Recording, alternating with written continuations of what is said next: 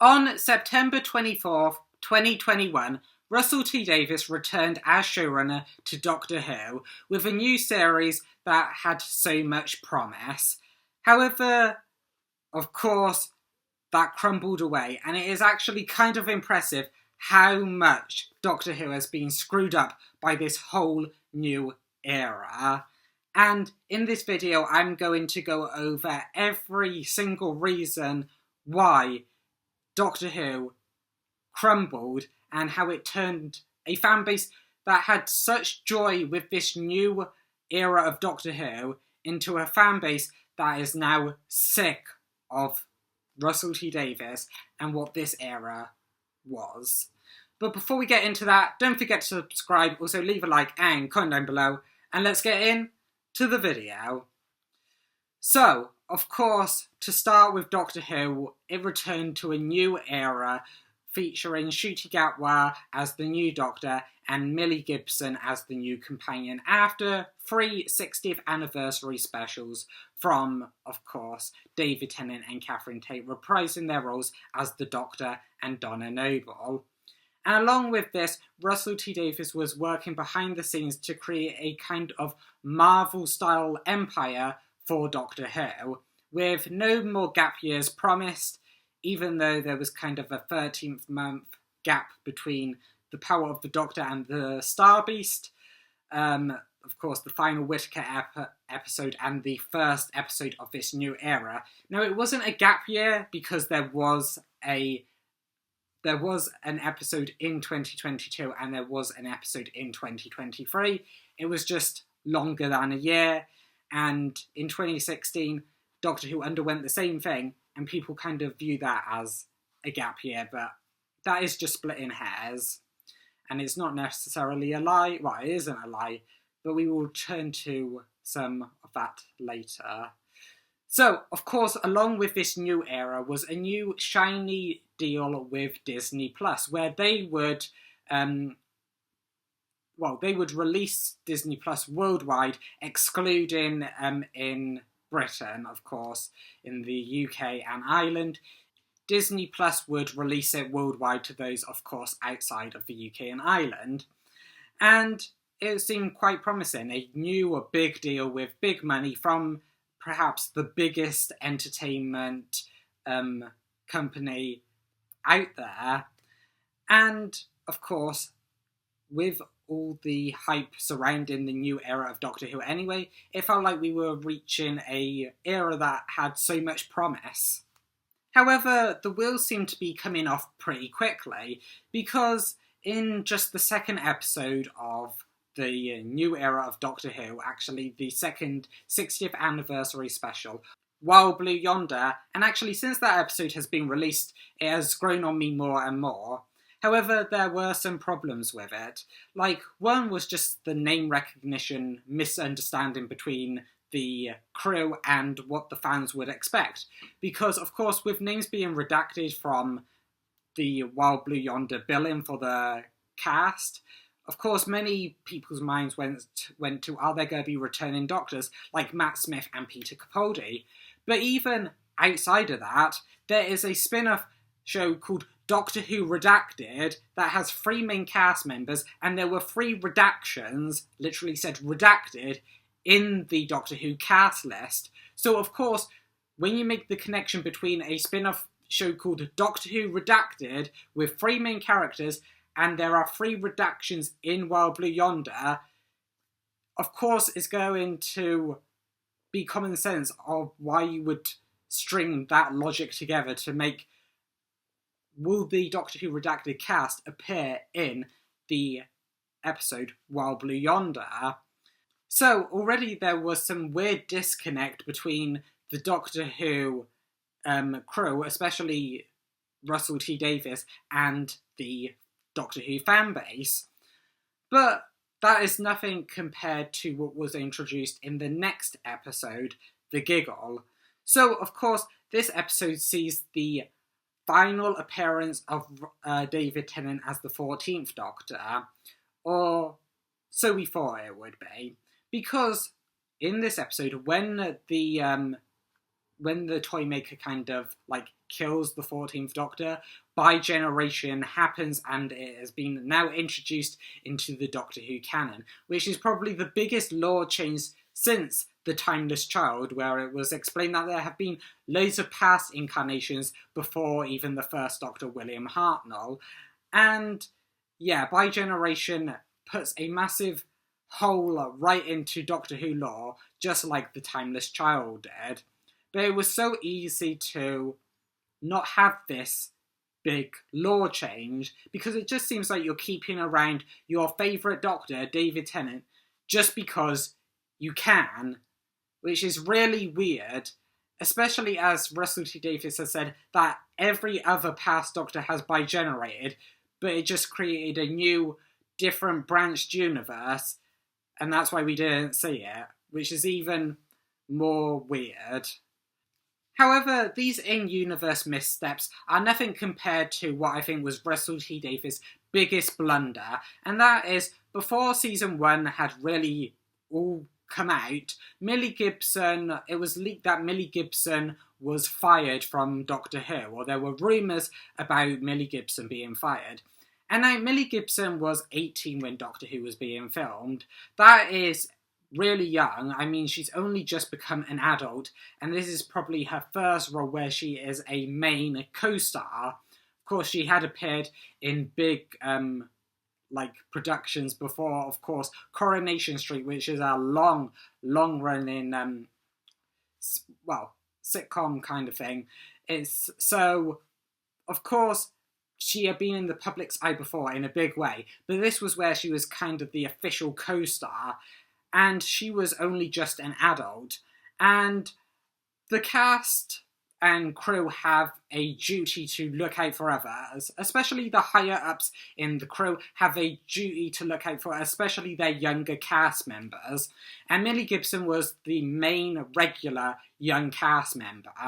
However, it came out with many papers and other media outlets reporting that she had been fired from Doctor Who, and there was nothing from Russell T Davies, which I think, when you are not even protecting your cast members, that is a big blunder. And it is no reason after this why I feel like I agree with Christopher Eccleston, why he hates Russell T Davies. And also, just another little thing I thought I would mention, along with this new era of Doctor Who, there was a spin-off show to the main Doctor Who show called Doctor Who Unleashed, which was kind of behind the scenes of the Doctor Who series. And Stephen Powell, who is the kind of host of Doctor Who Unleashed, stated that the whole series is filmed in Wales. Like, it is all filmed in Wales, 1 and 2, season 1 and 2. And that's not true. I mean, the diner from Doctor Who season 2 in the second episode, Lux, that is filmed in Herefordshire, actually Leinster, which is not in Wales at all. So, again, many lies coming up in this Doctor Who series. But, actually, speaking of the Doctor Who series, it was created as this new jumping on point for Doctor Who fans. And yeah, it was for the most part. And while the episodes were not great, which in their own point is a problem, I mean, Space Babies as the opener, and then a kind of weird musical episode, The Devil's Court, as the second episode ever for new fans who have jumped into this series to watch. That is just weird. But it's not as bad as the season 1 finale, basically shoving almost 60 years of lore right at us watching it, and specifically the new fan base watching it, which won't get Who, Sutekh or Omega for Doctor Who season 2 finale. They won't know who Sutekh or Omega are, and for a series that marketed itself as a jumping on point for new fans, it's just weird to have a season 1 finale that is all about a villain from one episode all the way back years ago in the 4th Doctor's era. And also, that episode wasn't even good. The lead up, of course, to the season 1 finale with The Legend of Ruby Sunday, that is just all build up. There is nothing revealed or new or exciting in that episode for a season 1 finale that was really underwhelming. But of course, we move past that. There was another season of Doctor Who as well, and there was also going to be a 3rd season, or so the cast and crew thought, because when Ncuti appeared in the Graham Norton show, there was a deleted scene where Ncuti states that there will be a 3rd season which will begin filming for that soon. And it was weirdly deleted, probably because the BBC didn't want to promise anything whilst it hadn't been officially confirmed. But along with Ncuti confirming apparently a 3rd season, Russell also revealed that he'd been writing scripts also for that 3rd season and a 4th one as well. And of course, that never came to pass. So, of course, the cast and crew were bulldozing ahead, thinking that Disney were going to renew Doctor Who for a 3rd and 4th season, and they went ahead with that like there would be a 3rd and 4th season, completely unaware and taking no precautions that Disney might not renew, which is of course what happened, and the whole Doctor Who show crumbled, as well as the Disney deal, as of course that was going to happen. And it's not hard to see actually why Disney ended up not renewing, because Doctor Who was going through many changes in season 2 which were not foreseen at the start of season 1. Because Varada Sethu was hired at the last minute to replace Millie Gibson.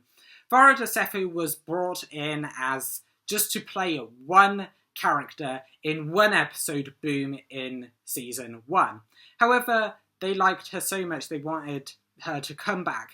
And of course, something happened with Millie Gibson, whether Millie Gibson wanted to step back from Doctor Who, whether she kind of resigned, whether she was fired, whether, I don't know, it's all weird, because of course Millie Gibson does return as Ruby Sunday in season 2, but she is not the main companion, which was originally going to be the idea that she was the main companion. It's all just weird that we had Varada Sethu replacing her as now the main companion.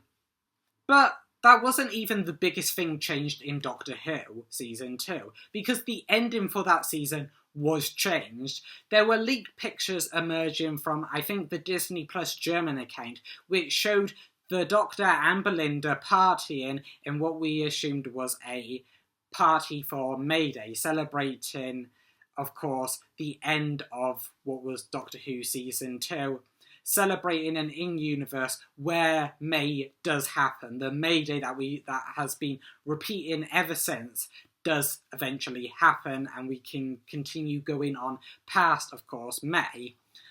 However, that scene wasn't just like one scene that was left on the cutting room floor because of time. It was because the whole season 2 ending was changed. That scene would have made no sense appearing in Doctor Who season 2. And, of course, along with all of these, Doctor Who season 2 was not well received. And it is a bit ironic that R.I.P. Doctor Who was mocked in an episode in season 2, in the second episode, Lux, of course, where another lie happened, that, of course, that was mocked as, like, Doctor Who's dying, and season 2 sounded the final bell for the end of Doctor Who. Because, like with the Doctor Who season 1 ending, Doctor Who season 2 was basically an episode all about the past of Doctor Who, where we've got a big villain, two villains that have only appeared, 3 times and 2 times in the Rani and Omega, that new fans won't know anything about them. Not to mention all the time Mrs. Flood, Anita Dobson, hasn't been acting like the Rani at all until the final couple of episodes of Doctor Who season 2. And the reason is because originally Anita Dobson was only going to be in one episode of Doctor Who, the Christmas special, The Church on Ruby Road, where, of course, that was going to be her one and only appearance, and throughout the series, Russell T Davies was evolving her, trying to find out what role to best make her. That's why she was only revealed as Mrs. Flood without even any other information to her, because Russell T Davies himself didn't know until the tail end of season 2 that she was going to be the Rani. And when you hinge everything on one character being a specific character, and there has been no setup for it, obviously that reveal is going to fall flat, and everything subsequently dealing with that character after is going to be bad. And so, with all of this, Ncuti Gatwa regenerated as the 15th Doctor at the end of the season 2 finale, because, again, another lie, they say this was always the plan, but before that, of course, Ncuti Gatwa, like in the deleted Graham Norton show clip, he stated that there was going to be a season 3 which he was going to film for. Again, another lie that the production team put on us and the cast as well. But there was some hope, because Billie Piper returned as perhaps the Doctor, perhaps something else, which we will get to a little later, but it renewed interest that there was going to be another, at least special, for Doctor Who, with Murray Gold even revealing that Russell had wrote drafts for the 2026 Christmas special. However, this couldn't fully get underway until Disney, of course, said whether they wanted to renew their deal with Doctor Who or end it there. And Disney spent many months dragging their heels, refusing really to make a deal either way on Doctor Who, whether or not to keep it going with them or not. Eventually, of course, they refused to renew Doctor Who, and it ended up with, of course, the 2026 Christmas special eventually being delayed so much that it couldn't be filmed, and it ended up being cancelled. And while all this was circulating, the Doctor Who cast and crew lied and lied and lied again to cover up the changed season 2 ending, where it was originally going to be that Susan Foreman, the Doctor's granddaughter, was going to turn up with baby Poppy, who was the Doctor and Belinda's baby in the season 2 two-part finale, as Poppy being the mother of the Doctor's granddaughter. And of course that was going to be a big change as well. However, they changed that, and again lied and lied and lied to cover it up, that this was always the plan, when it was definitely not. And a similar thing happened with the Billie Piper cameo, because Billie Piper, in that final episode, when she appeared as the Doctor or something else, that was only ever a cameo. Billie Piper only agreed to a cameo. Why stunt cast and put her there when you know that she is not going to come back for a 2026 Christmas special? You have at least made drafts for the 2026 Christmas special, as revealed by Murray Gold, and you know that she is not going to return. So you are already putting the 2026 Christmas special in an impossible position if Billie Piper says, no, I'm too busy, I don't want to return. She only ever agreed to do a cameo as, of course, just a thank you, a little bit of help to Russell T Davies. So it was probably actually for the best that the 2026 Christmas special was cancelled, which it eventually was. But all these months saying that there is going to be a Christmas special, Doctor Who could have been put out to competitive tender, which it has now been put out to, months and months earlier. And they could have been upfront with the fans, but they instead thought that they were above the fans and decided to lie and lie and lie and lie and lie. Which really makes us think that it makes me think that they think that they are so much better, smarter than us, and that we are idiots that can just be, placated by lies. So, an era that shows such promise eventually came to an end, with Russell T Davies and Bad Wolf parting ways with the BBC and Doctor Who, with BBC now putting Doctor Who out to competitive tender so another network or media company can pick it up and agree to help co-finance Doctor Who along with the BBC whilst putting it on their streaming platform. And I think it is good that Russell T Davies and Bad Wolf have officially parted ways, because Russell T Davies, a person who really resurrected and revived Doctor Who back in 2005 and was seen as the saviour and king of Doctor Who, has now really put Doctor Who almost into the grave, and I wouldn't be surprised if it wasn't until next decade that we even saw Doctor Who return to our TV screens. And this whole era brought about more controversies, questions, and just seemed like it was all for content than any other, series in Doctor Who, including the classic era and every other era of New Who as well. It has just been a massive letdown. And I guess Doctor Who did at least end up like one Marvel show promised. This whole play, I'm gonna burn this place to the ground. Not Loki, no. Russell T Davies. And it is just a disgrace. But that is my thoughts, so let me know your thoughts down in the comments below. What do you think about all this controversy? Did I miss anything else out that, of course, contributed to the death of Doctor Who in this new era? What do you think of the whole Russell T Davies 2 era as a whole? And also, if you like this episode, don't forget to leave a like, also subscribe, and share it out. I will see you in the next one.